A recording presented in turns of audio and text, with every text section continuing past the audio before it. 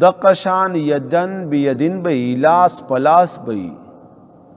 داسی بنی چیزو تا باندې دا کجوری یا غنم خرسوما 10 کیلو یا 20 کیلو او زبې اوس در کوم او تبې میش یا 10 ورځې پس راکې نو دام سود راځي. نیټه به پکې نه مقرره.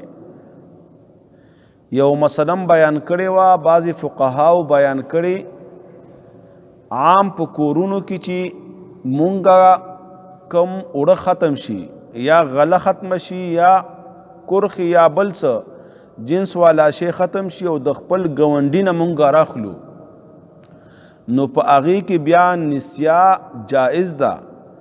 ځکه دلته چې کم منع راغلی ده هغه د بیع راغلی. لا تبیع درهم بدرهمین، لا تبیع الذهب بالذهب. او التا نیت د قرض حسنی که تاسو خیل کړی نو یو زنانه بل زنانه ته د دې خبرې تصریح هم کوي چې مونږ کرا اوړه ختم شوي او یو جام یا یو کیلو یا څه خاص یو پیمانه اوړه مونږ ته راکا نو قرض یادی.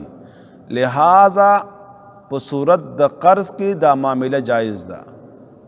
که داس یو دکاندار د بل دکاندار سره وکي یا یو زمیدار د بل زمیدار سره وکي او مقصد قرض نه بلکې تجارت یا خستل خرڅولی نو بیا به ممنوعي او دا به په سود کې داخلي.